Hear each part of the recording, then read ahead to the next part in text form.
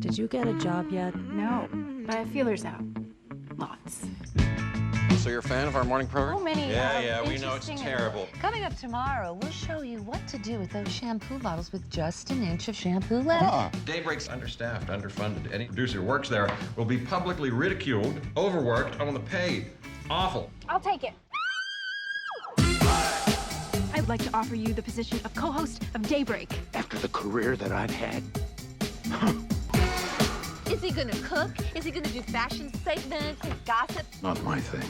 You happen to be a pretentious, fatuous idiot. A fatuous idiot who makes 3 times what you make.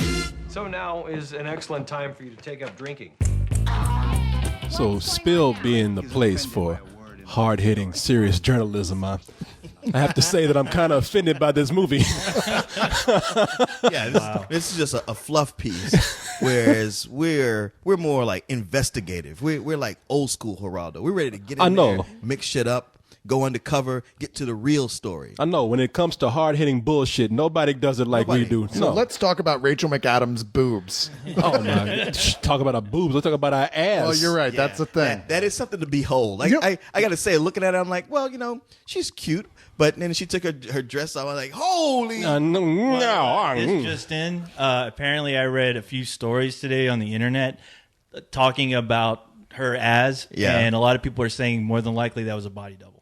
But she turned around. How it could have been. No. It's one of those things where I feel like I have to rewatch the movie, at least when it's on Netflix. I can tell you that I often, with these kind of things, I look for body doubles. You could see her face. I mean, if there was a body double, how much money they would have had to spend for CG? David Fincher didn't direct this movie.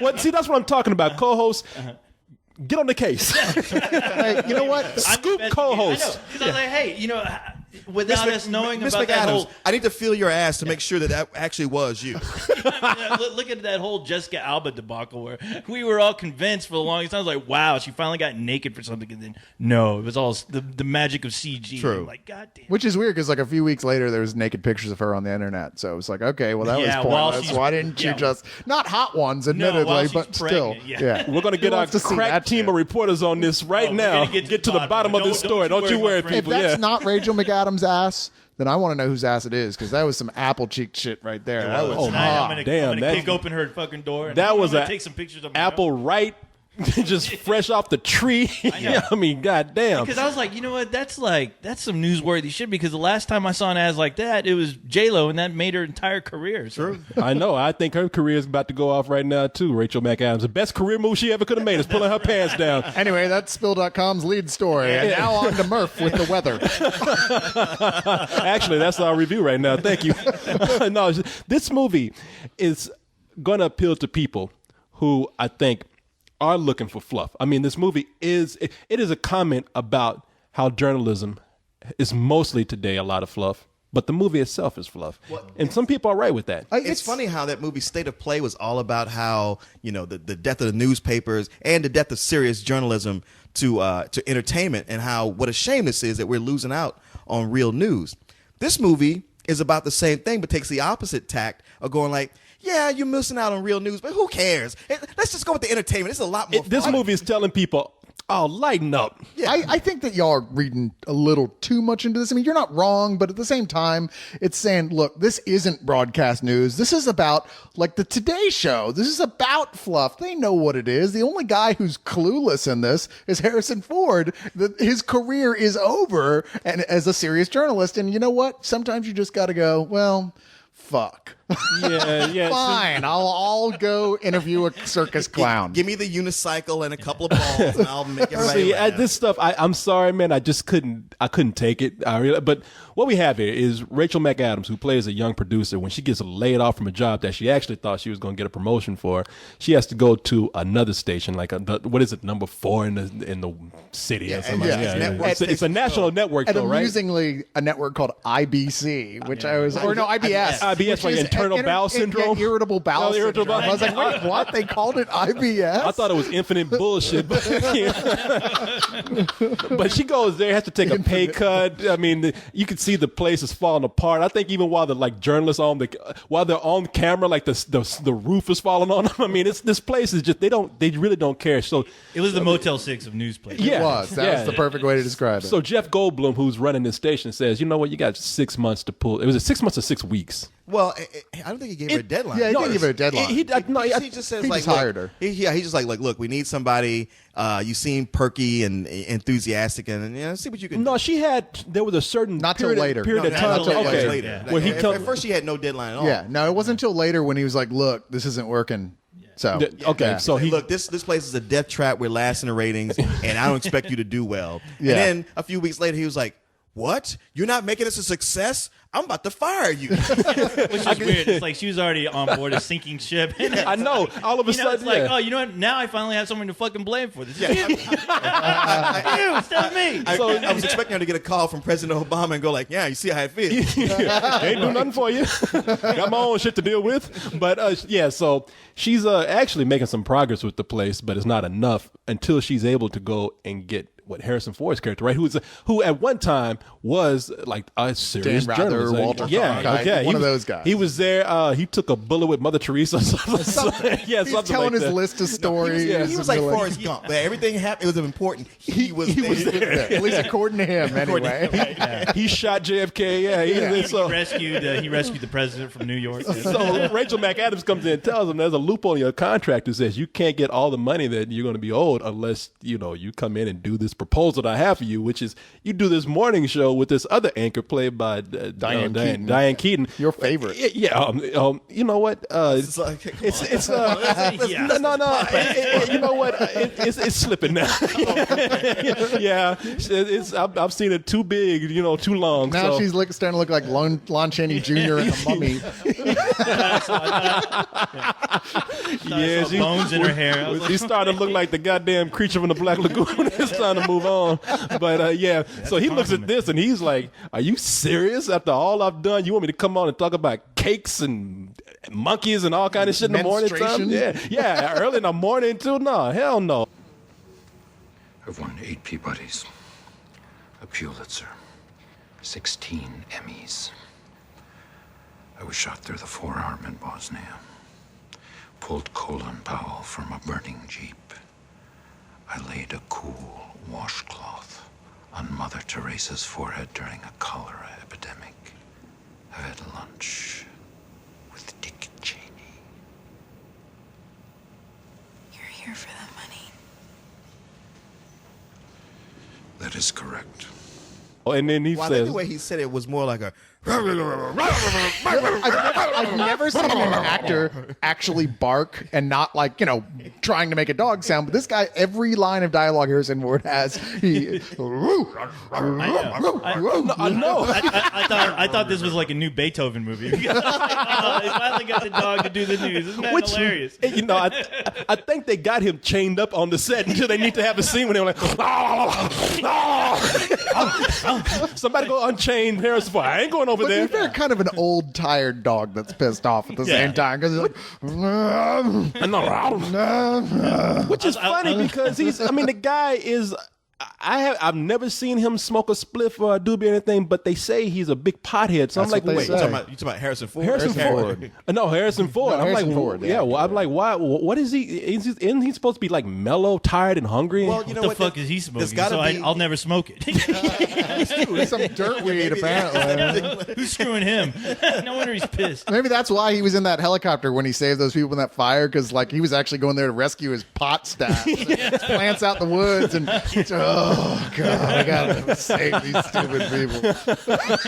He has to be the angriest, least mellow pothead in the world. Yeah. I know. As I think to actually get him to act, they have to go and give him a joint on a stick, though. The thing is, as gruff and barking as Harrison Ford's character is, everything I've seen of Harrison Ford outside of an Indiana Jones movie is really like that. Well, it seems like they nailed the casting, because honestly, he's perfect for this part.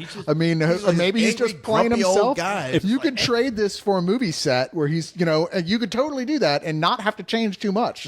He's in some stupid new movie with Shia LaBeouf instead of going to the Today Show. The guy is I was Indiana Jones. I know. Damn it. Han Solo at the same time. What have you done? Well, the guy is channeling Clint Eastwood almost. I mean, if I was Clint Eastwood, I'd be pissed. Yeah, I'd just be looking at him and like, hey, I've got that copyrighted. I'm the grumpy I old don't think man. he's doing it some channeling Clint Eastwood so much as that he smoked for too long. Well, the thing is, like, he's been playing that goddamn character for the last few movies. It's almost getting to the point where it's ridiculous. Because I'm like, dude, did they run out of shit to put in that warehouse with all the where they find like the ark and shit? Are they starting to wheel that shit up your ass? Because why are you so pissed, dude? In every role now, you know how they fight pit bulls? I think they should bring Clint Eastwood and Harrison Ford into a pit. They let them go off the leash and just let them go at it. Why doesn't somebody make a movie about that? Each other. Make a movie about that.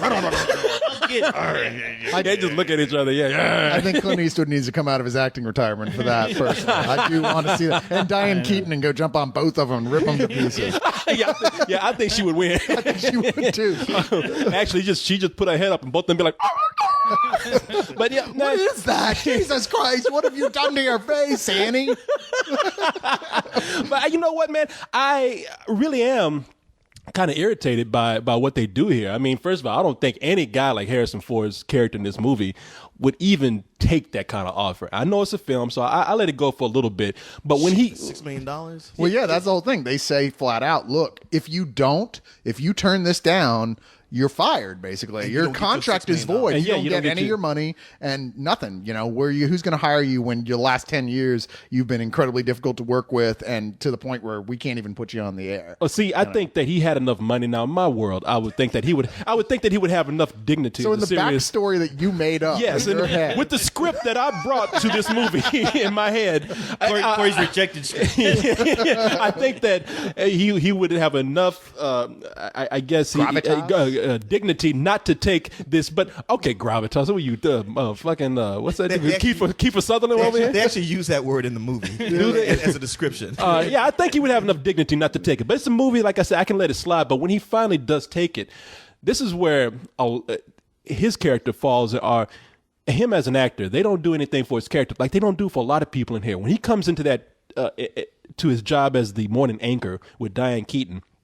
At first, I thought that's going to be funny because it's just going to be, the I guess the competitiveness and him just being so angry and her just being so chipper is going to make for this cool dynamic for them to just make some really witty banter and arguments with each other. But it's annoying, man, when they argue because that's all they are. It's a lot of underdeveloped characters in this movie. They're just there to argue. See, I don't agree with you at all. I mean, I agree that they're underdeveloped, but I think this isn't a movie that's looking for a lot of depth. It is as much fluff as a morning show is in many ways. It's just 100 times funnier than that.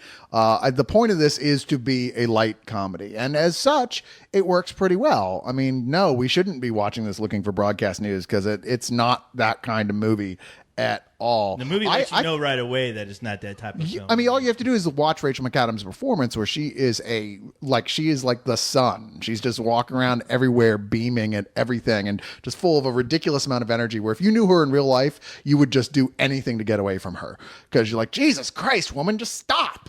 Well, see, the thing is, but it's. I think that what really does function, despite the fact that ultimately these characters. I mean, there's not much depth to them, and certainly the drama that's there is only serving to is there to serve the comedy and not the other way around. But the comedy is really genuinely funny. I mean, I was laughing out loud repeatedly through this film, and I love that dynamic between Harrison Ford and Diane Keaton. Well, see, I thought that as far as the dynamic between those two, there wasn't enough of it.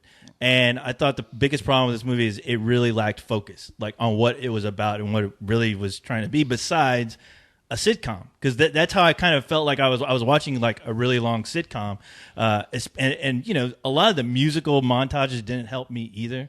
They had a lot of those. They had a lot of the soundtrack is all over this movie. The director was I counted more the than director that. was this film's worst enemy because of the choice to film it that way. Probably his best known film is Notting Hill. Who's the guy that directed this? Roger Mitchell. Is that the I don't director? know who the did- name. Yeah, one of his films is Notting Hill, and that was another movie I Well, found. this is actually just- based on a novel, apparently. So I don't know. I mean, You sure it wasn't a novella or a pamphlet? 'Cause it's not enough really there. but this it feels like there's.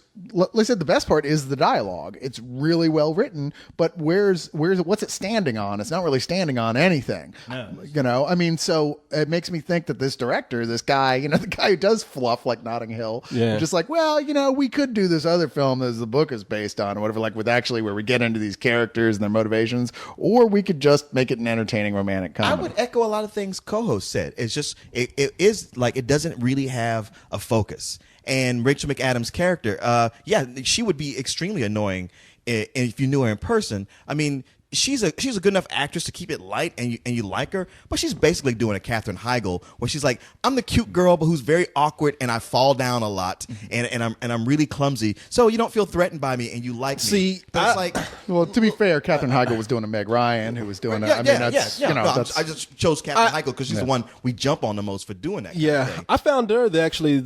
This is the movie I think Rachel McAdams really shined in because she's the only character who I felt had any dimension to it at all. Because she's on screen the most. I mean, it's clearly about her. You know, she's the focus of this. No, it is about her, and I like that it's about her because I felt like her character. What I like about her is that wow, she's a really hard worker. Doesn't need anybody to really make her who she is. But granted, she's consumed by her job. But I like to see that. I wonder why you like this I know character. yeah. Are we still talking about this movie? Have you guys noticed like how often we're talking about a movie and Corey gravitates or hates a character that is so much like him? Or at least like how he pictures himself. Well, I mean, like I said, she was probably the most likable character, and that was something about her that it wasn't that she wasn't based on one cute personality trait. Harrison Ford and Diane Keaton, they're the bickering couple.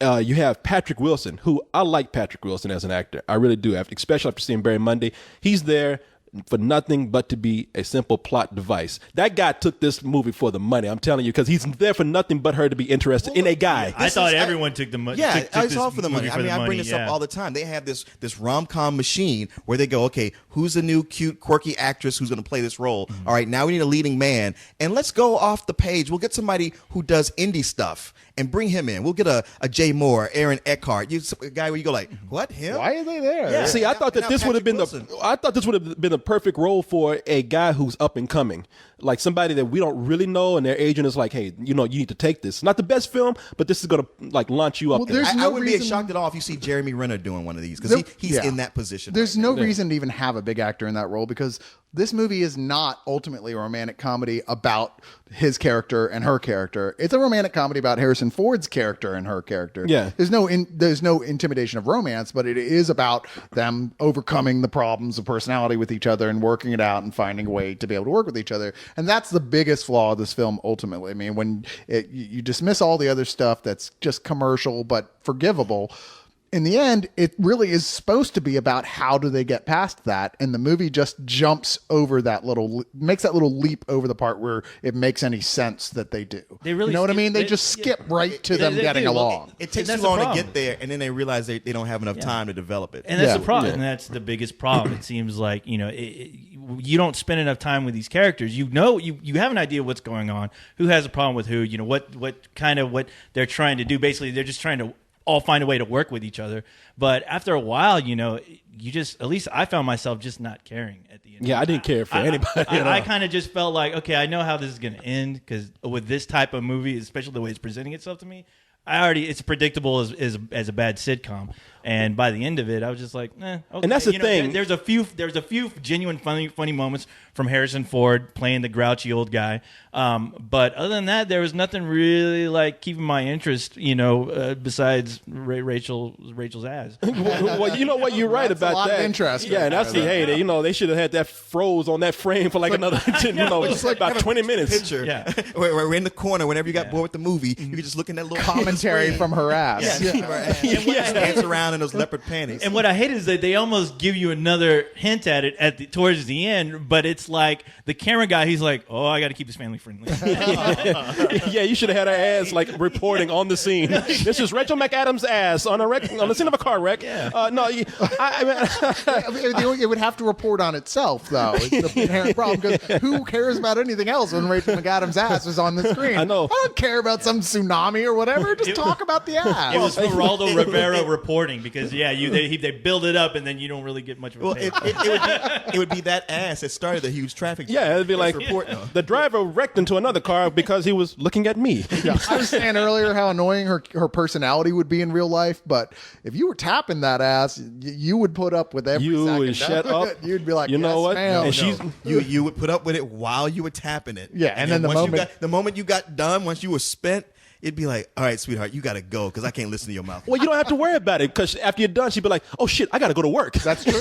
Yeah, she's the one who leaves. You'd be like, oh shit, don't you got to go to work? Yeah. Oh, You'd have that's to go right. to the bathroom, come out, she'd be gone. I know. I'm late. I'm like busy. I know. That was the other thing that didn't really make any sense to me because like all her boyfriends were always annoyed that she was constantly on the phone or preoccupied with work. Where I'm like, dude, you already hit that shit. Why in the fuck do you care right now? It's like, Yeah, no, it's the best case scenario. Let her leave and make money for I know. you while you sit on your ass. Especially on the TV. I like the first date she had where the guy's like, he's deterred by one too many phone calls. Yeah. Any guy would put up with that shit on the first date. They'd be like, whatever. Did you see that ass? Hey, but you don't know what else he was tapping. Maybe he had something good. I'll be like, God damn, I that's what you want. I mean, you don't have to have too much conversation with her. Let she just talking the whole time.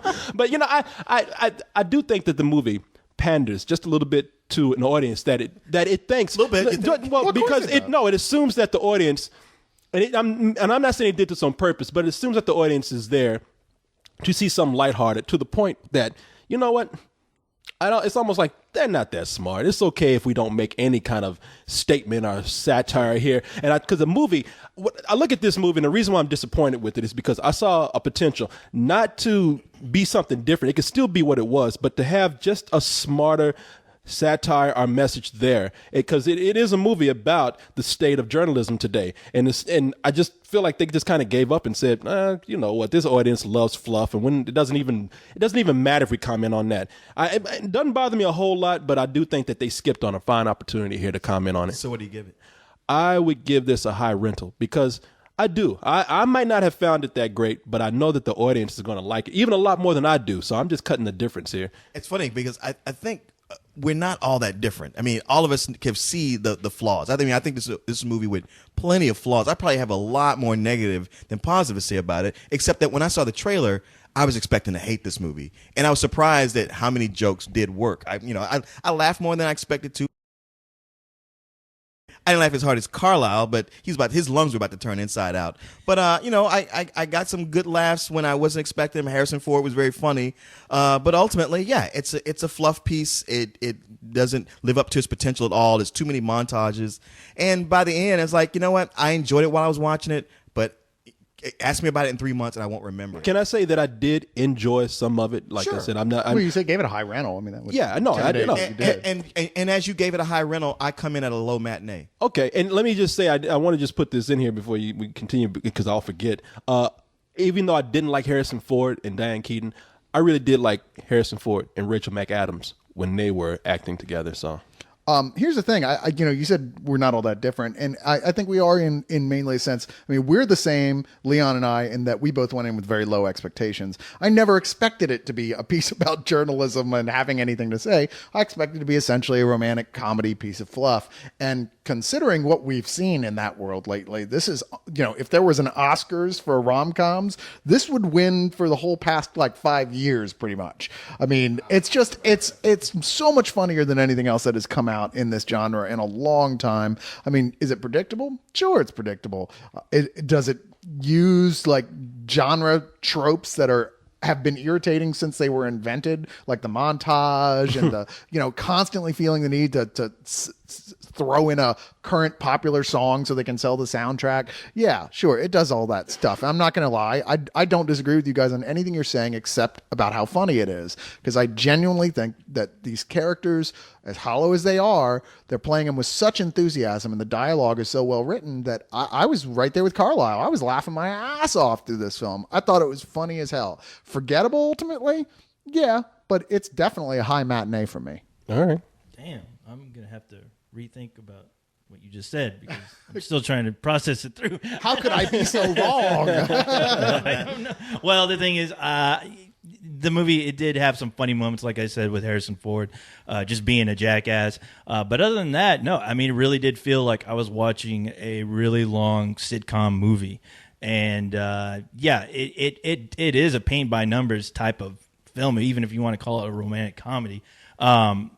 Just because I had no idea what the focus was. Like I said, that's my biggest problem. I mean, the movie hints at you like certain plot points are going to be pretty big, but it's like they just kind of skim over it, and they're just like, hey, everything's all right. We'll just go on, live our lives, and do our thing. And okay, well, maybe what are you telling me? I have to look forward to part 2 or something? Because I don't care. I don't care. So. I really don't. Where we're going, we don't need morning shows. Yeah. But I mean, I'm going to give it a rental only because I just thought I thought it was just your typical romantic comedy. It really didn't do anything for me. Sure, Rachel McAdams, she was good, but there are a lot of people on sitcom TVs that are good, but I don't give half those shows high praises.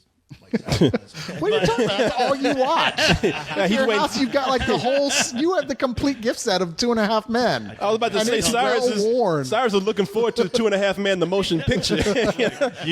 Cyrus, you and I, when we used to do the TGIF thing a long time ago, those days are over. All right, I'm growing up. All right. I don't know. I hear the episode where Charlie Sheen gets arrested in a hotel with a hooker. It's pretty good. I'm still waiting for that one. Yeah, I'm waiting for that to come out on DVD unrated. I will say this: something about this movie made me really sad. Watching Jeff Goldblum go, I used to have a huge career, and now I'm practically a walk-on. Well, hell, he had that in his tone. He was completely like, I am so exhausted and don't want to be here. Yeah, he's like, I don't want to be like the character who's the manager of this station. I don't want to be in this movie. He's like, Harrison Ford's character is based on me. Right? Yeah, help me. Yeah, they should do a sequel. Like that, they should do a sequel where Rachel McAdams has to go to the back of the studio and put Harrison Ford down because he's got rabies. It's like, oh, yellow. I'm sorry, boy. We get like a zombie movie. Anybody he bites gets infected with curmudgeonliness. It's only my job. It's not my whole life, right? You're worse than I am. I was never at home. When I was, I took every phone call, watching TV out of the corner of my eye. Let me tell you how it all turns out. You end up with nothing, which is what I had till you came along. Take what you want.